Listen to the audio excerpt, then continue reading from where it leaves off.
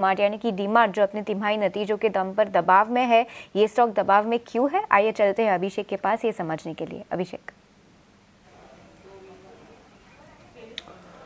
स्नेही, अगर आप इस साल देखेंगे डीमार्ट के शेयर को तो सेंसेक्स को निफ्टी को इसने आउट परफॉर्म किया है। करीब 18-19% के आसपास रिटर्न है और जो नतीजे आए हैं उसमें हमने देखा है कि आय में और मुनाफे में अच्छी ग्रोथ है, लेकिन कुछ कुछ चीजें हैं जिसको लेकर निवेशक थोड़े से परेशान नजर आ रहे हैं डीमार्ट के शेयर में। सबसे पहली चीज तो ये है कि आय मुनाफा तो बढ़ा है लेकिन मार्जिन में गिरावट आई है, क्योंकि हमने देखा कि एम्प्लॉय कॉस्ट है, फाइनेंस कॉस्ट है या फिर कॉस्ट ऑफ रिटेलिंग है, ये सारी की सारी चीजें बढ़ी हैं और ये मार्जिन पर प्रेशर डाल रही हैं। सितंबर तिमाही में जो मार्जिन है 7.57% से घटकर 7.28% रह गई है, तो 30 बेसिस पॉइंट के आसपास की कमी है। लेकिन ये थोड़ा परेशान करिए, इकलौती चीज थी जिसमें हमने गिरावट देखी है। इसके अलावा सेम स्टोर जो ग्रोथ है उसमें भी थोड़ी नरमी देखने को मिल रही है।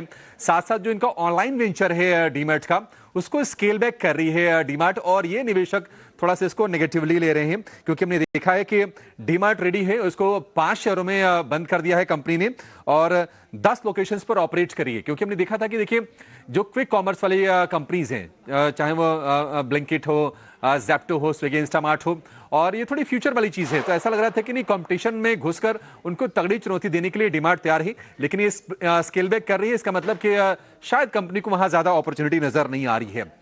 अगर हम ब्रोकरेज हाउसेस की अगर हम राय की बात करें शेयर के बारे में, तो वो थोड़े से डिवाइडेड हैं। हम देख रहे हैं कि HSBC की रिड्यूस की रेटिंग है, 3700 के टारगेट है। इसके अलावा मॉर्गन स्टैनली की इक्वल वेट की रेटिंग है, 4552 रुपए के टारगेट है। लेकिन CLSA जो है वो शेयर को लेकर बुलिश है और जो टारगेट दिए हैं 6300, हाई कन्विक्शन और परफॉर्म की श्रेणी में एवेन्यू सुपरमार्ट्स को CLSA ने रखा है। और इसके अलावा एक डोमेस्टिक ब्रोकरेज फर्म है मोतीलाल ओसवाल, उन्होंने भी 5000 रुपए के टारगेट दिए हैं CLSA एवेन्यू सुपरमार्ट्स के शेयर के लिए। अगर हम शेयर के चाल की बात करें तो आप महीने भर में देखेंगे कि नतीजों से पहले ये शेयर कमजोर था, गिरावट का शिकार हो रहा था, लगभग 10% गिर चुका है। 6 महीने में आपको सपाट चाल दिखाई देगी।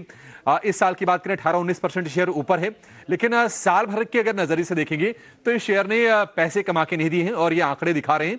तो मार्जिन पर थोड़ा सा कंप्रेशन और जो ऑनलाइन वेंचर है उसमें जो उन्होंने उसमें थोड़ा सा फोकस कम किया है, इसको लेकर बाजार थोड़ा आज के सत्र में निराश दिखाई दे रहा है। शुक्रिया अभिषेक तमाम डिटेल्स यहाँ पर देने के लिए और ट्रिगर समझाने के लिए। लेकिन हम एक काम करते हैं, छोटा सा ब्रेक लेते हैं। कॉर्पोरेट कनेक्शन में एक और मैनेजमेंट से बातचीत करनी है, साथ ही मार्केट एक्सपर्ट से बाजार की राय भी लेनी है। बने रहिए हमारे साथ।